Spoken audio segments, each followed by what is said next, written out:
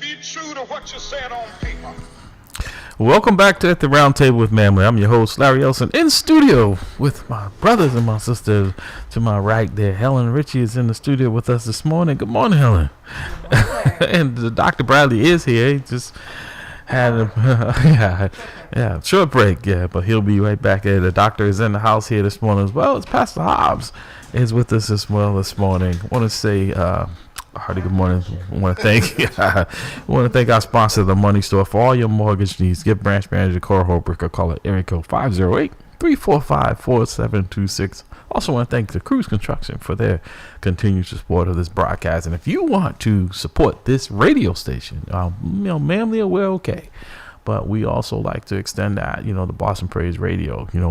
In these times, this is where, we really need to build up so we have a platform to discuss it, whether we agree on all the issues or we don't have to agree on any of them, but at least we can have a discussion. You can hear from brothers like Jamal and others who call into the broadcast because they have a message, whether you consent to it, whether you believe in it, right? But at least it gives, I always tell people, you're never too old to learn. I tell my children that, I was telling Dr. Bradley off the air, my daughter, I went to her first Celtics game the other night, and what a moment it was. I mean, she enjoyed it, but I enjoyed it even more because I thought about, I never had those things with my daddy wasn't around, so you want to make it better for them. What I'm fighting for now, folks, is not for me. I'm on the, use the golf analogy for folks who understand golf. I'm on the back nine, probably on the 15th hole. But my kids are on the putting green, and so we have an obligation because folks did it for us. If we understand history, folks did it for us to make sure that we had the rights that we are sitting back and allowing to be taken from us without even putting up any resistance. It's just wrong, and it's disrespectful for folks who gave their lives, for us to have the opportunity that we take for granted that somehow it's no big thing. It is. Every time I take my children with me to vote and explain to them why it's important that they do so. So we got to do better, in that. I have 5 children, and one of them asked me the other day, he's like, when I'm older, I would like to do things to honor you. Mm-hmm. I said, you ever want to honor me? Vote. Right. I mean, I don't need anything special. Right. Just do the things that I did to make sure that people that look like us and people who do not look like us, who are not necessarily represented, are treated fairly. Yeah. Right. That's all. And I'm good. And you talk about history. I mean, I look back in times where, when it came to, being excluded by, by ethnicity, Chinese were the only ones, the Chinese Exclusion Act of 1882, the only people that were actually physically the Dred excluded Scott from decision. the country. But to that, you have certain populations. You raise a very good point, and I think in some ways, right, what they're doing is backfiring, right? Because I'm finding that folks who were fragmented because of cultural divides, because it wasn't difference because people don't understand that they're starting to come together, right? Because they realize that they used to tell them, if you're Asian, if you're African American, if you're Haitian, stay away from the black people, and people are realizing now, wait a minute, who's the real enemy here? Who's, you look at, Trump had a cabinet, I was looking at that because it's hard. Not one person in there that looked like any of us at this table. Not one. Yeah, and it's normally 99% white males. You think they're discussing issues to deal with anyone that's not a white male? Though I do have to give credit to the fact that it was under Trump that they did appoint the first Asian federal marshal, U.S. Marshal in Rhode Island, and then also there were a few actually first female appointments that did come in. Yeah, but look how he disparaged the Secretary of Transportation, Chow. Right? I mean, and this is what I'm saying. People don't only Trump has been on a grift thing. He just got Amazon to pay his wife $40 million for a movie that no one will ever watch except for the people that were forced to come and watch it at the Kennedy Center that renamed. He think this is the Trump Industries where he's used to putting his name on buildings, right? These are not his buildings. These are public taxpayer funded buildings. They don't belong to him. Speaking of that, there's been some articles out actually as of late. The amount of money, whether it be Trump or Biden before him, or even Obama before them, and then the amount of money that the presidents make coming out of office, right? Out of office, not in office. No. As in like while they're in office, the money that they basically, my bad in the wording, the amount of money that they end up accumulating while in office and end up leaving with is we just know mind-boggling. that people are paid, but this is blatant. What he and his family are grifting from taxpayers is in, with these bitcoins, and he's still selling watches and Bibles and all that. This is crazy. I mean, no other president that I'm aware of was this open with it. I mean, there were things might happen behind. Well, which concerns me, Larry, because the Republicans has the government. Okay, let's just be honest. Yeah. They had I would say that they even have the Supreme Court. They do, yeah, I agree. And they're sitting back silently and watch this guy grift and make all this money in violation of the Constitution. The emolument clause. Thank you. And they're not saying anything. So what do they know that we don't know? What do they know in terms of what's going to happen in the future that we don't know? Yeah. Because if you think about it, you know what I mean? Because if a president from another party does the same thing, they'll be up in arms. But if they're saying, well, we don't have to worry about the other party anymore, right, because the other party is not going to be in existence, so we can do whatever we want to do, because we're going to move into this fashion, this authoritarian approach, and we're always going to be in power. We're going to be a one-party government throughout.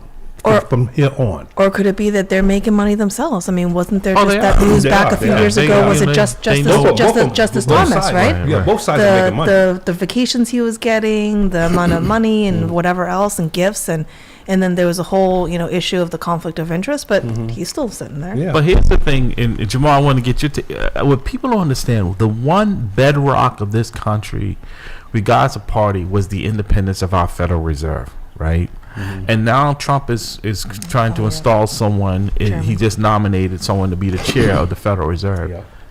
Every country that has not had an independent Federal Reserve in their country, Going down. Absolutely. Yeah. It's based on politics and not on reality, Yeah. right? And that's where this country is. So those dollars, even those crypto coins that we have, they're not going to be worth anything, folks. If people, we're going to have to spend more money to borrow money, because we borrow more money than anyone. And who we borrow from?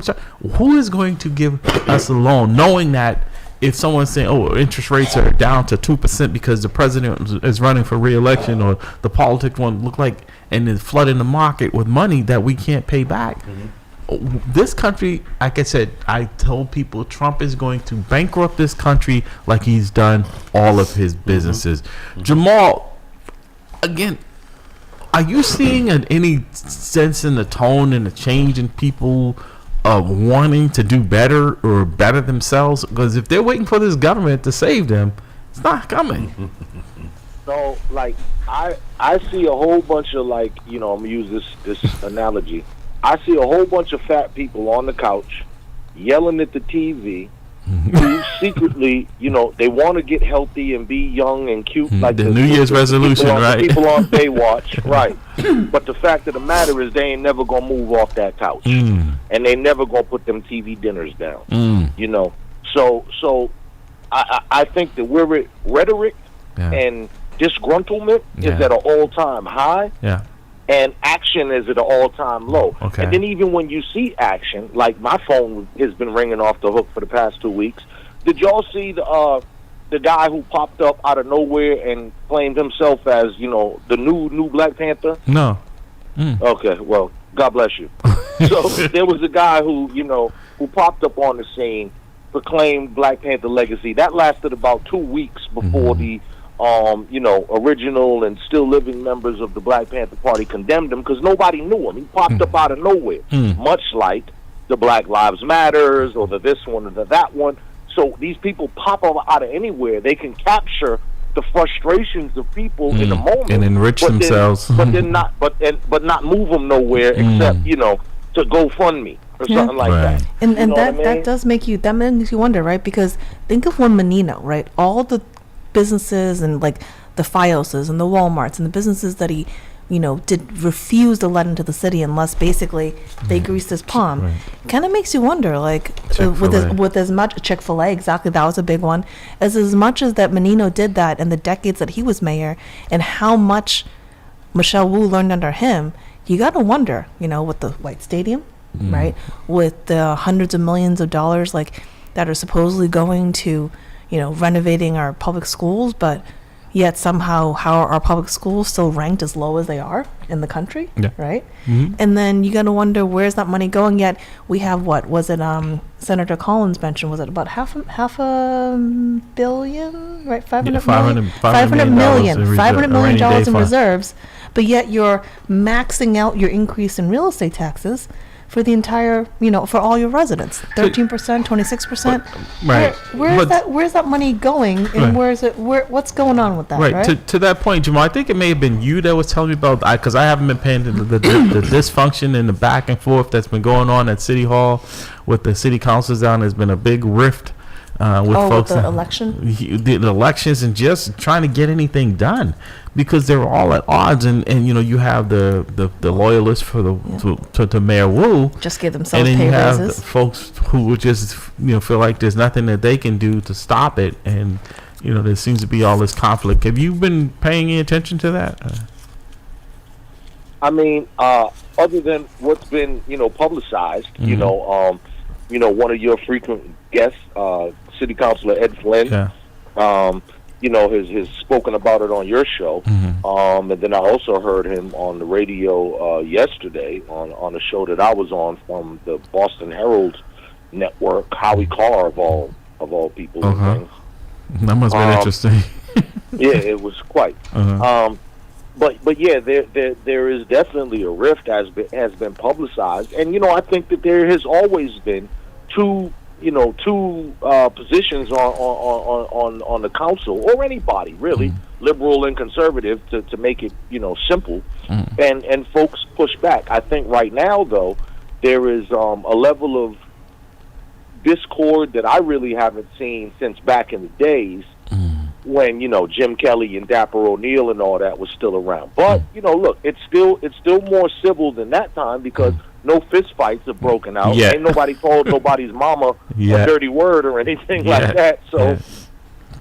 So Dr. Bradley, I want to get, because you and Helen you guys are in academia, you have students. What are your students, I want to start with Dr. What are your students, what's the conversation in the classroom? Because I know it must be, people come to fall on different sides of the aisle. What is taking place in your classroom when you're trying to have these type of conversations? So the conversation I'm having in my classroom is the inconsistency of what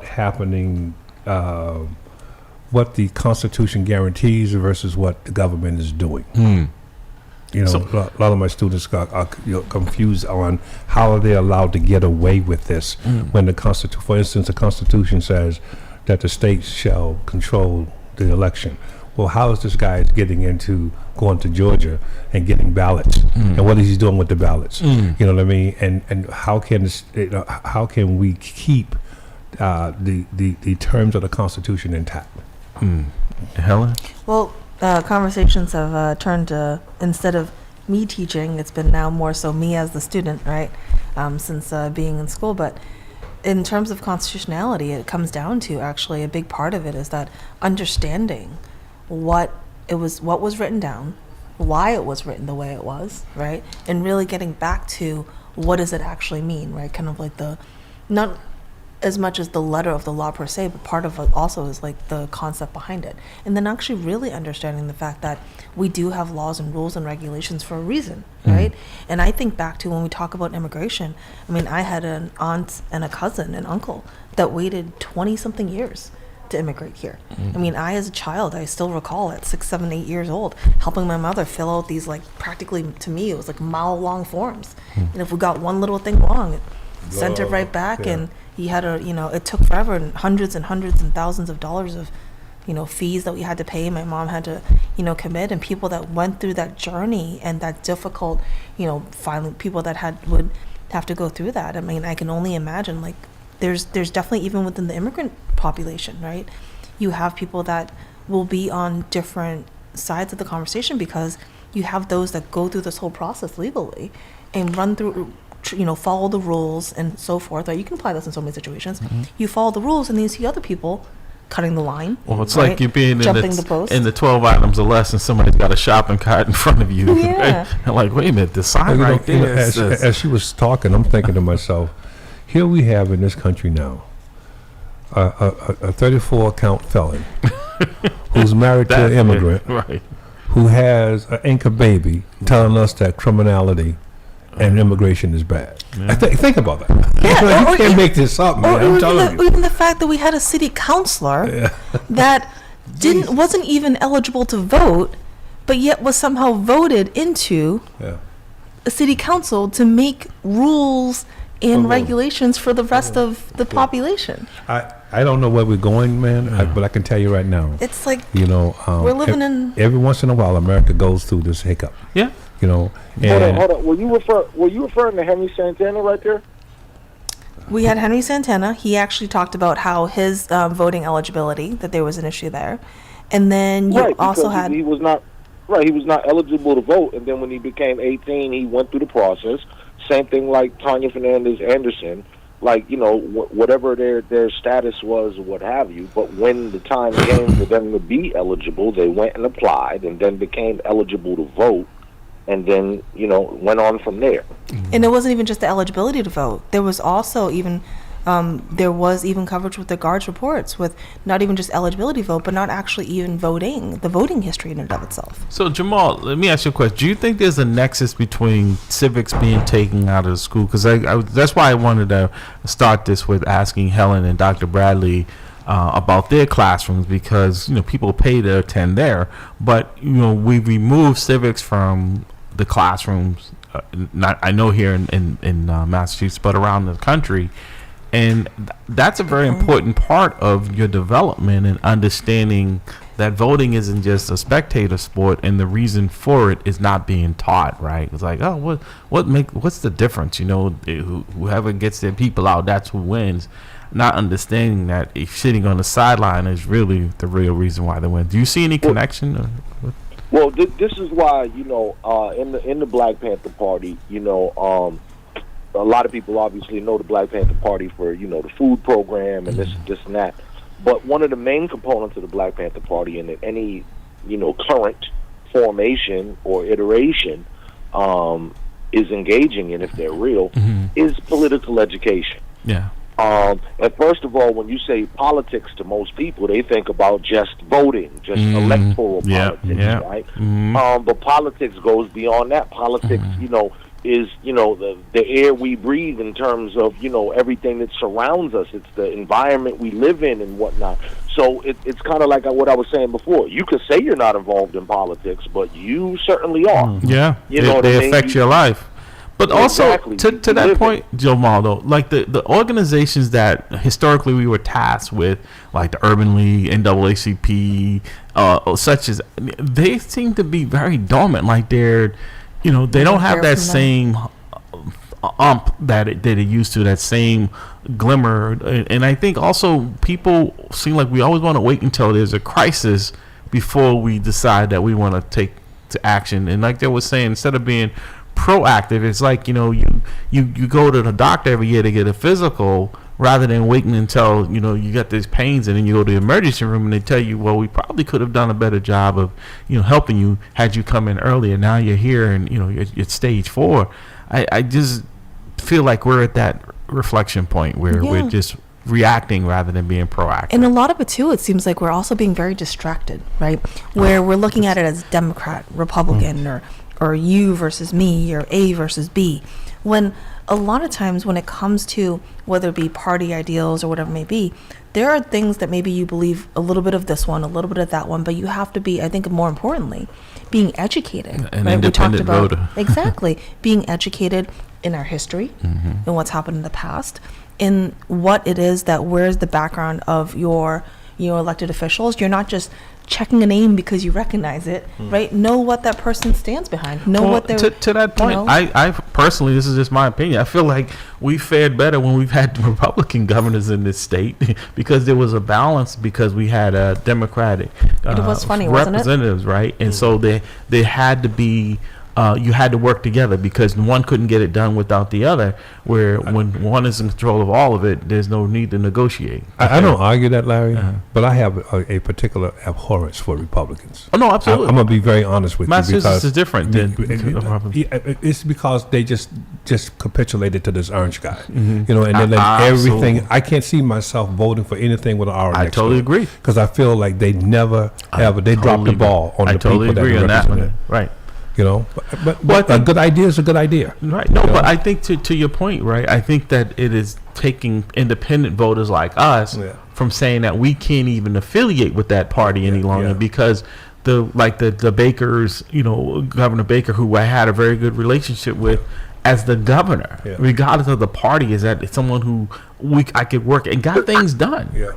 But let's also to assert that Charlie Baker was not your everyday runner. That's what I'm talking about, right? Charlie Baker was a definite moderate, right? A more thinking man and all that. So here in Massachusetts, we have the benefit of saying, "Hey, our Republican governor worked out." Right. You know what I mean? Right. But it's very different elsewhere. Correct. And then also too, the governors that I really remember, of course, Dukakis and Duvall, and I could say I had disagreements with both.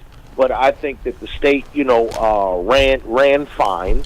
I forget the name of the what was the woman they ran her out of here. I feel bad for her. Swift, was it Swift? Swift, yes, Well, Jane Swift. She was the acting governor. governor. Yeah, she was the acting governor. Yeah, lieutenant governor, then acting governor. Yeah, and she then was Paul never Sanchi. elected. But then even if we look back at our elected local officials, right? Because even back to the conversation there, Jamal. Right? Didn't we have? I believe when you asked me about if it was Santana or was it Tanya Fernandez Anderson? I mean, part of the reason why there was an ineligibility to vote for a degree was because of the fact that they had entered the country illegally, right? So then you have that bias there, right? Well, once again, Henry coming was a in child. when them coming in from the background, right? And then coming Henry was into a child, so but let me finish. But coming in with a certain background, right? And you know that there's going to be a degree of bias there with regards to kind of your perspective and lens on how you deal with situations, right? We talked about a situation where you have individuals that have different perspective when they had to go through the process legally and had to fill out all the paperwork and had to wait for the decades to get in versus having entered, basically bypassing everyone else, right? You're going to have a different perspective on what you think is quote unquote fair or what should be happening or shouldn't be happening when it comes to, say, city politics or rules or regulations. Like, for example, wasn't a few years back, wasn't there a push where they were trying to get people that weren't citizens to be able to have, be able to vote in local elections? No, I think there was a push for them to be. It was the whole thing with the driver's license and being able to have a driver's license so that they could drive legally. People could know who's driving the car. Get your response, Jamal. Then I want to grab this other call. Well, I just want to say, once again, in the case of Henry Santana or Tanya, I can't speak to it. Both of them should be able to speak for themselves at some point. But to my knowledge, which could be flawed, I believe that those people came here as children, right? Brought by I'm pretty sure that Henry Santana didn't, come here, illegally in that sense, and that from what I understand and what's been publicized is that at the first opportunity to obtain citizenship, that he went through that process, and that's why he didn't vote prior to that, because that would have been illegal. But as soon as he became of age and received his citizenship, that's when he began his voting history or lack thereof. But I think that he at least tried to do the right thing. But once again, I've encouraged him to be on this show before. I know that hasn't worked out because what am I? I'm not I'm not, their lawyer Morty. Right. You know what I mean? So Well, I think there's no incentive for folks now. They feel like, you know what, as long as they're loyal to the mayor, they don't have to be accountable. But I think there is going to be a reckoning. I think that hopefully people are seeing that, look, there are more voters that don't vote, and then there are elected officials. And if people just woke up and realized the power really is in their hands, but we're willing and waiting for someone else to do it for us. Somebody, you might want to grab this other call. Good morning, caller. Welcome to the roundtable. Yes, good morning. This is T. Michael Thomas from the People's Academy. Oh. Hey. Good morning, T. Well, I'm about to push back on some things. Okay. Concerning This the is a Charles talk show, Baker- not a love fest. The Charles Baker. Yeah. For me personally, from my experience with the People's Academy and that administration, he's a racist, he's a liar. Don't hold And back. I'm being honest to his face. I called him out. Tell us how you really feel about him. Public arena, and he lied to my face and telling me that I was delusional. Months later, I was right, because when it came to money, the $50 million for vocational programs, Right. he lied right to my face. Yeah. In front of a group of folks. He sent some of his staff to the People's Academy. I showed them. I proved it. He's a liar, and I could call him out to his face and challenge him. Right. So T, I'm not going to dispute anything you're saying, because I think we all have different experiences with people. This is what I say, right? It doesn't, your experience, unfortunately, was not a positive one. My experience with Governor Baker was very positive. Worked on issues. He was very supportive of, matter of fact, even the legislation with the Post, right?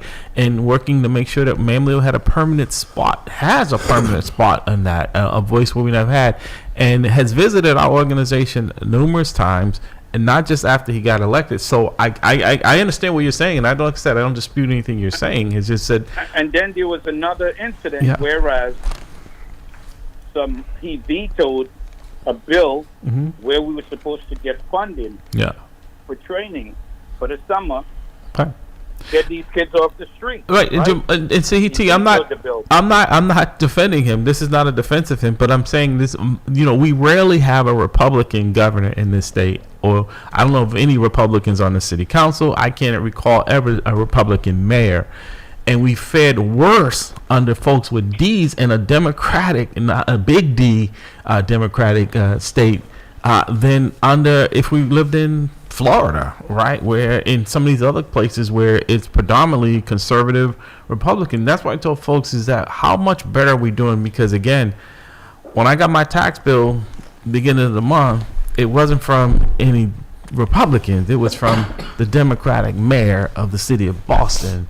The Democratic governor and the folks who are the more Democrats here will allow this to take place without any check and balance on the system. So this is where I tell people you have to really be independent thinking and hold them all accountable equally, not just what letter is beside them. Yeah, and we know even those that are in favor with Wu can end up getting stabbed in the back. Like, look at her recent economic chief there, Sagun.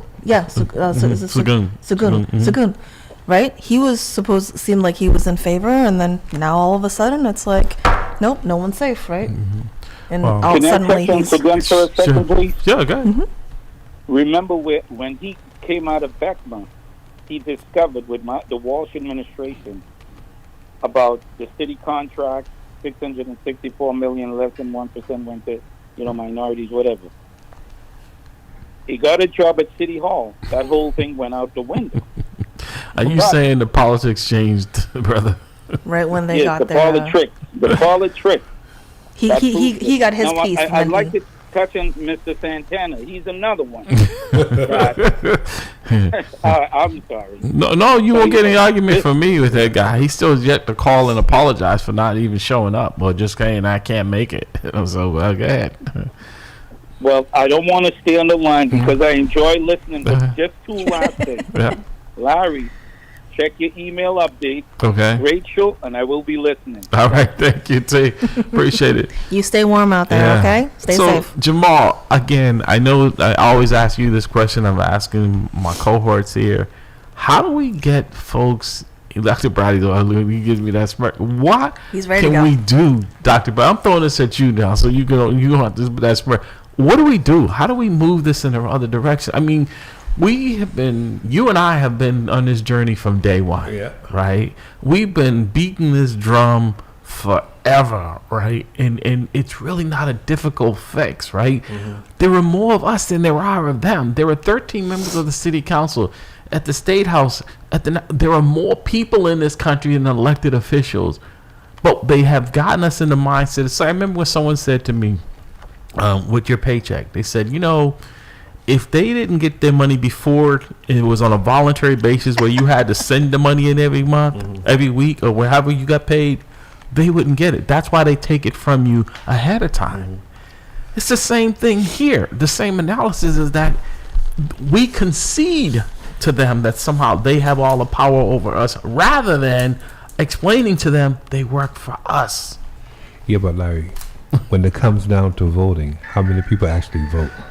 See, the thing is that we're gonna have the huge population, but when you only have a subset of that population voting, you know what I mean? Then the population really doesn't matter. The same people. Think about this. The same people who were actually doing this nonsense before the voting period are re-elected in the office. Yeah. So if you really think about it, we're creating this monster ourselves. And we're feeding it. Without why? How are we feeding it? We're feeding it because we're not voting. Right. And that is the issue. I want to ask you, Helen, is it the same you're down in Rhode Island? Is it as complacent there as it is here? Well, you know what's funny? I've seen that people are actually pretty active when it comes to local politics. The turnout better than this? And I actually helped out with some of it too. And people can get can get very excited, and a lot of it has to do with the fact that the communities stay very connected down there, right? And maybe that's part of it, right? Is that we get so distracted by what's going on elsewhere, or they keep telling, or life, or they keep telling us to look at the federal side, look at Trump and whatever else. Right now, if you look at the most recent numbers, right, for 2025 population numbers compared to registered voter numbers, you still have almost 300,000 people, just about, that have not registered to vote in Boston, in the city of Boston alone. See? Not even counting the 350 odd other cities and towns in the state, in the Commonwealth of Massachusetts, right? So you got about almost a little bit under just about half of the population. But I think as you start to move, and I think it really comes down to education and economics, right?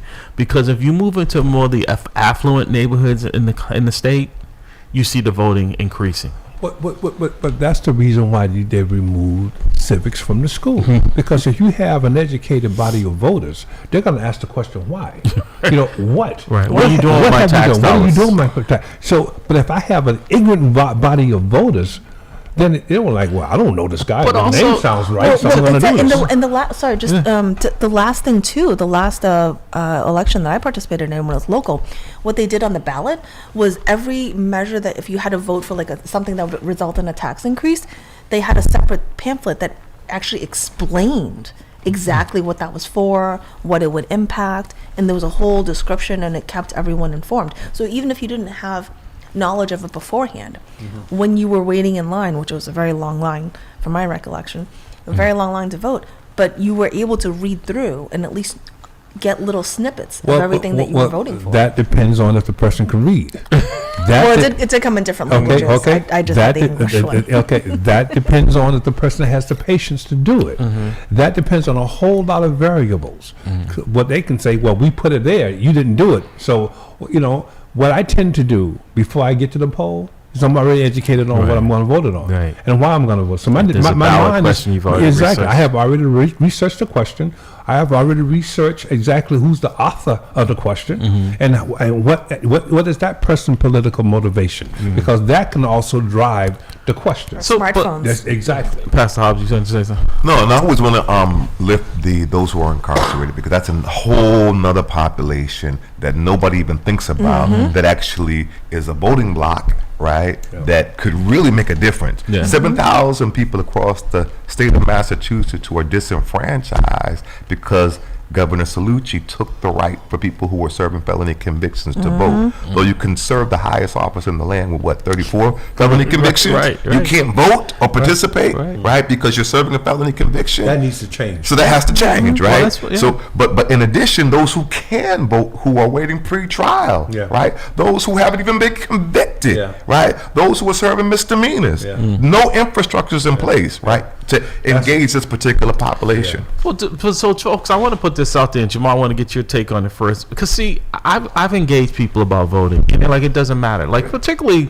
I'll be really honest. People who are depending on some type of government assistance, right? Section 8, welfare, right? You can change the name, but you can't. The behavior doesn't change. You can call it SNAP, whatever, right? Because when I was growing up, there was a level of shame in a sense, right? If you were on public assistance, it was something that you wanted to get off of. You didn't want to aspire to. You know, I remember my mom lost her job. She was on food stamps. I would wait outside the store if I had to go in there with that book because I didn't want anybody to see me with it. I didn't want anybody to know. That's not there. There's not that. I'm not calling it a stigma, but there's a lot of times people go from cradle to grave, and it's almost like an inheritance of that bad behavior. I remember quickly, I was working in West Roxbury as a detective, and I've told this story before, but there were a couple of people that were shot in the housing before they did it over there on Archdale, and we arrived. And we're taking care of things, and this woman comes over to me, and she's yelling at me and my partner about the violence in the development there, and how she's been living there for over 30 years, and her daughter and her grandchild just got an apartment in there. And I'm saying to myself, and I looked at it, I just couldn't. I said, "And ma'am, you're proud of that? So you're blaming me now? Your daughter is probably going to do the same thing. You've been here for over 30 years. She had a child. Now she's eligible to be in this situation. And that's my fault. That's my fault." You're blaming me for your situation. Granted, yes, we're trying to provide a safe environment, but we know this is not the safest place to be. And what are you doing to get yourself out of it? But I think people got fooled. But no matter whether it was a Democrat or Republican, the funding cap. This is the first time that has changed, where you see cut the funding for all of these programs under this administration, and people are like, wait a minute, no one has ever done this before. It's an awakening, but it's already done. Well, did you vote? No, I didn't vote. What did I need to vote for? To check, and now you make it even easier. It just comes on your card. So, Jamal, do you think that there is a connection with people just taking it for granted that things are going to stay the same for them? Because to Dr. Bradley's point, you see, it's like they say, when you go out and you whip out your credit card to pay for something, it doesn't seem as painful. But if you have to pay cash for that same thing, you think more like, do I really need that? Or do I really want that? Like Oprah used to say, folks are still paying for something, the dinner they've had, 6-7 months ago, because they, the balance, they get a little room on there, and then they charge it up again. So Jamal, I ask you, do you think people have just got complacent with, hey, the system they're getting over? Yeah, I think that kind of, once again, this world that we live in now, with all this internet stuff and foolishness. I mean, look, 50, 60 years ago, people were engaged in foolishness too. But the amount of foolishness that you could engage in was limited because you didn't have 24/7 access to foolishness. Right.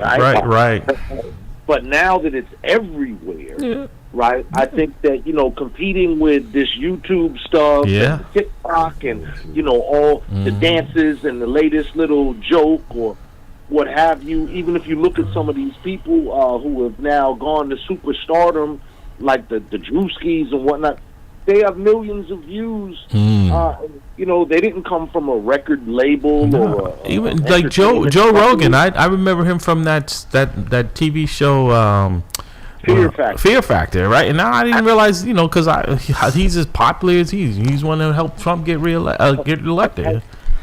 Speaking of, actually, just so we can add to Pastor Hobbs' note too, just as a public service announcement with regards to the populations that can vote. So in case anyone doesn't know, if you have a misdemeanor conviction, you do not lose the right to vote if you're convicted of a misdemeanor in Massachusetts. And then also, so even you can vote while you're awaiting trial for any charge, even if you're incarcerated, as long as you have not lost your vote right to vote due to a prior conviction.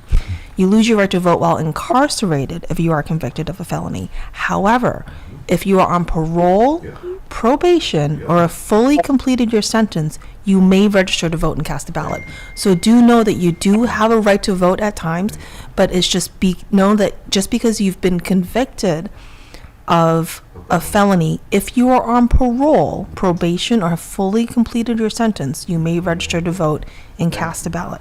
Yeah. Thank you for that education, because many people believe, oh, I got a record, I can't vote. No, that's not true. No, the only way that you cannot vote in Massachusetts currently is if you are presently serving time for a felony conviction. And we're working to change. I'm working to change that, because I think we should be universal voting rights. Yeah. So Jamal, you want to go ahead and finish your thoughts there? Well, I mean, Thank I you. just think that right now that we're dealing with, so much distraction, Yeah. it's very difficult to get people on one accord towards a good issue. I'll give you a great example. There's somebody out there on the YouTube and the Facebook worlds or whatever, and they make videos, critiquing and messing with the police here in Boston. Oh, And a lot of people, your First Amendment auditors, you're calling them, right?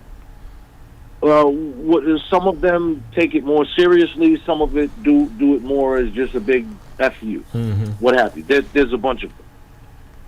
My point is that they have like large followings of people who tune in, to the tune of thousands of views and so on and so forth. But when there was a real effort to address police reform, they don't show. Like we just did at MAMLEO a couple weeks ago. Not only do they not show, because we set it up so that you didn't have to show. We live streamed it, all this other stuff, but it just is not the same level of interest as the foolishness. Right, You know what I mean? right.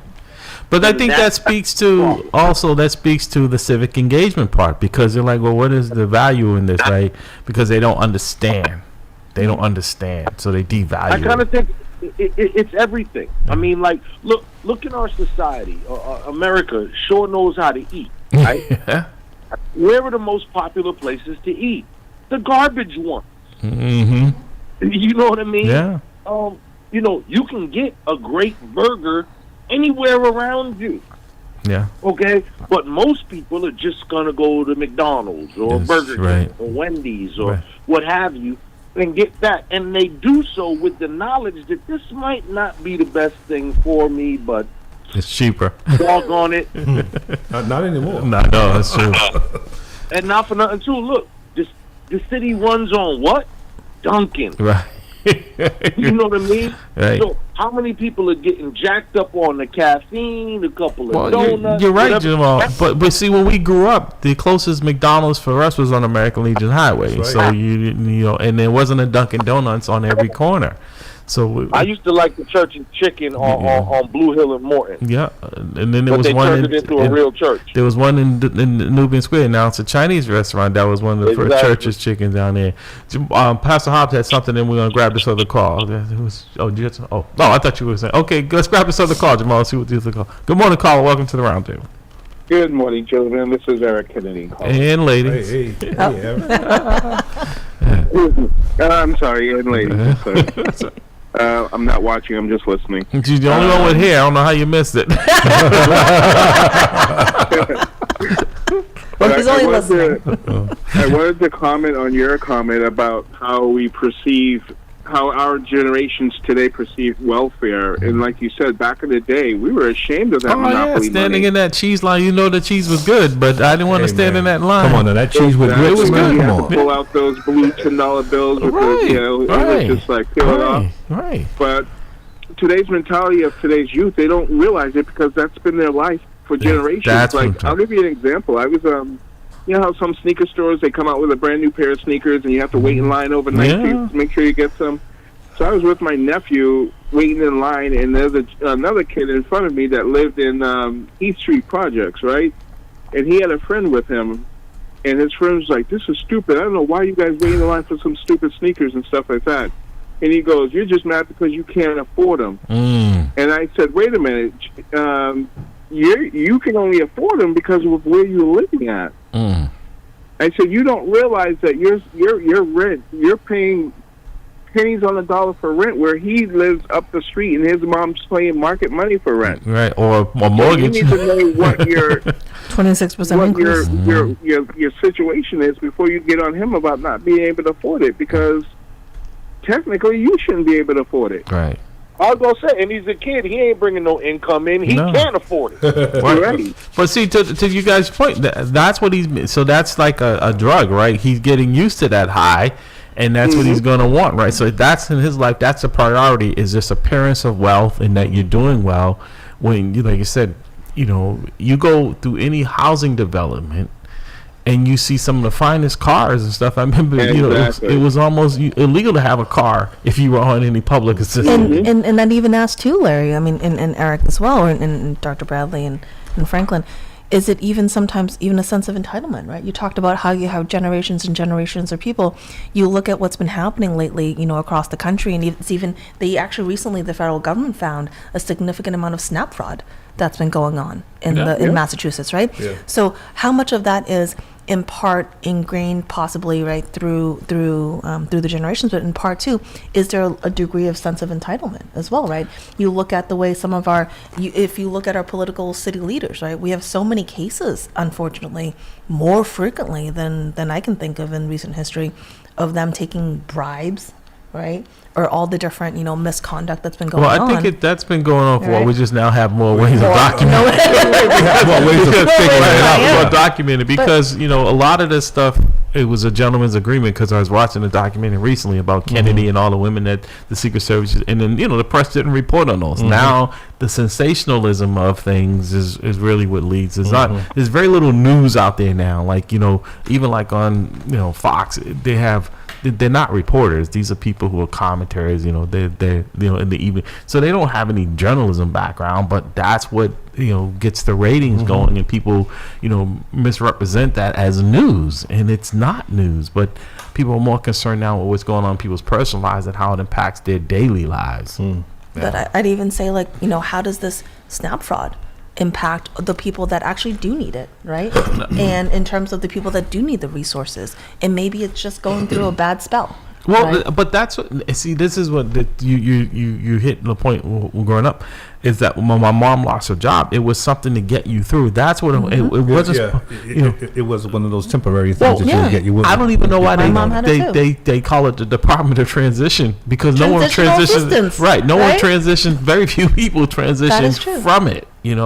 It's like now with like you who were getting Section 8, like, well, what's the incentive for you to go out and get a job when your rent is going to be increased? Well, that's reality. But Larry, I think the problem though we have as it relates to people receiving those benefits, that we think that those benefits are going to a certain segment of society. In actuality, that's not true. No. You know what I mean? Yes, all people get it, but if you start breaking down the statistics, white folks get that more than any other segment of society. Not just, to your point, I totally agree with you, but also in the forms of, we give bailouts to banks and corporations and stuff. So I'm not talking about not helping people who need it, but I think it's a trap at the level where, if you do better for yourself, and there's a sense of pride and accomplishment, right? If I'm paying my own bills, like the other night when I was able to take my daughter to the Celtics game, right? And I'm looking around, there's very few people that look like me, because it's expensive. It's way more expensive than it should be. But I say that in the context of that, you want better for your generation. Like, my mom said, this is not what you want to do, because it doesn't help you, and people control your lives in a way where, when you're working and you control your income, and you do, there's a sense of, I don't have to listen to someone coming in my house like before, when they used to come in to see if there was a man living in the house, or you had to get a permission for everything, or you had to account for every penny, because they were giving it to you, the taxpayer funded. Where when you work for it, you go out and do overtime or detail, that's your money. No one tells you what to do with it. You work, no one tells you. And it makes you one moment, and it makes you wonder, right? Like, this was coming from, I think there was a recent article in the Boston Herald where it was the Massachusetts State Auditor's Office, their Bureau of Special Investigations, that ended up uncovering almost $12 million in public benefits fraud, right? And I think about 4 million or so of that was in SNAP fraud. 4 million in SNAP fraud, another 8 million in other And that's public just what they benefits fraud. found. And that's just what they found. Yeah. So we have a state auditor who's been trying to do her job. right? But then you also have a situation too where haven't we been hearing in the news and her trying to make it more public that she's been hitting walls, right, when trying to get information No. Well, see, my from problem public is that- officials. Yeah. But when you take that type of those statistics and you present that, the people will think that people who are committing their fraud look like us. Well- but that is not the case, Larry. Right. No, that it is not is. the case. And so we start painting this image of criminality and what segment of society and participate in criminality, and that's how we're actually. Well, to that point, right, and I'm going to get Jamal to finish this point because we have a current situation that was just in BPD, right, with Deputy Superintendent Marcus Eddings, right, who filed a lawsuit against the police department because he alleged corruption, right? That's where I'm going. And instead of them dealing with the corruption, they dealt with him, and they said, you know what, you need to leave because we don't want that because exposed. certain people was exposed. That's right. You see, and that's it where made we're them going. look bad. Exactly, that's where we're going wrong. Right. Crime is crime, regardless who's committing it. Absolutely. But we also know that the numbers that he was reporting with the 43 is definitely a lot less than it really should have been. Yeah, that's what they call it. Jamal, you wanted to say something, and then Eric, I'll let you because we're running short on time. So just in general, with fraud all over the place, the human condition, if given an opportunity, boy, won't they muck it up. Yeah. Okay. COVID was a perfect example, right? Well, I mean, even all that before money coming in. When I was a young man exposed to, the crack cocaine industry and all this type of thing like that, what was one of the things people was doing? They was trading food stamps for drugs. Yeah, yeah. And, if you got $100 of food stamps, then, we'll give you $50 of drugs. Yeah. So actually, I think that was the fraud that they found in Roxbury and Mattapan with the exactly. EBT cards. So this has been going on for a long Cash time. exchange. But then to that other point, I think that there are certain communities and, colors and races who are more under scrutiny than the fact that... I totally agree. Yes. Even to Dr. Bradley's point about, we end up being, we might participate in some criminality, but for whatever reason, we end up becoming the poster child of that criminality. Even when people were so mad at the welfare moms... The welfare queen and Ronald Reagan. The black woman, welfare queen. Yeah. And it was the image of the black woman when it was more white women on welfare. So there has to be a branding. This is age-old America stuff. And now in the age of Trump, it's gotten even worse. Yeah, when you control the media, you control the narrative. Go ahead. Yeah. And if we look around now, that type of fraud is only that's low-level shoplifting to the people who are really committing the fraud. Well, his family is committing crime and and wide open. They're just stealing crazy. I do want suing the IRS. Right. For how the president is suing a part of the government he's everything is $10 controlled. billion, and there's no conflict because he's crazy. you'll settle. Right. Exactly. I know. Speaking of politics, I do want to note that the state auditor is a Democrat. So when it comes to political lines, I think that at least you can tell with the even with the Democrat state auditor. Hope at least she's one politician that we can see, as far as we can tell from the Boston Herald article, is at least doing their job. No, absolutely, and I applaud that and I support that because I think if you're going to ask people for more of their money, taxpayers, and there's no accountability of what you already have and you're spending, and that some of it is being wasted. Maybe we can call the state auditor and they can audit some of those city books and see what's going on. Yeah, good luck with that. Jamal, before we let you go, we're up against the clock. Also, folks, there is there's All Eyes on South Bay protest this February 2nd. Join us at the South Bay Jail to rally and protest at 3 p.m. Again, that's this February 2nd. Understand what that rally is about. It's about a gentleman who was murdered by correctional officers. And they're saying we got to hold them accountable. And this is a culture of violence and assault. So, yeah, that's a big rally about Jacoby Kinney protesting about this particular gentleman to get an investigation. So, just those of us who are law enforcement, we're going to say alleged murder. Okay. No. I got you. Because we want to make sure I understand your sentiments, man. And on that note too, there's also been allegations, and I feel bad I don't recall which women's prison it is. There's been allegations too of women's prison mistreatment of female prisoners, or there's been an issue with either transitioning male prisoners being sent to the female prisons.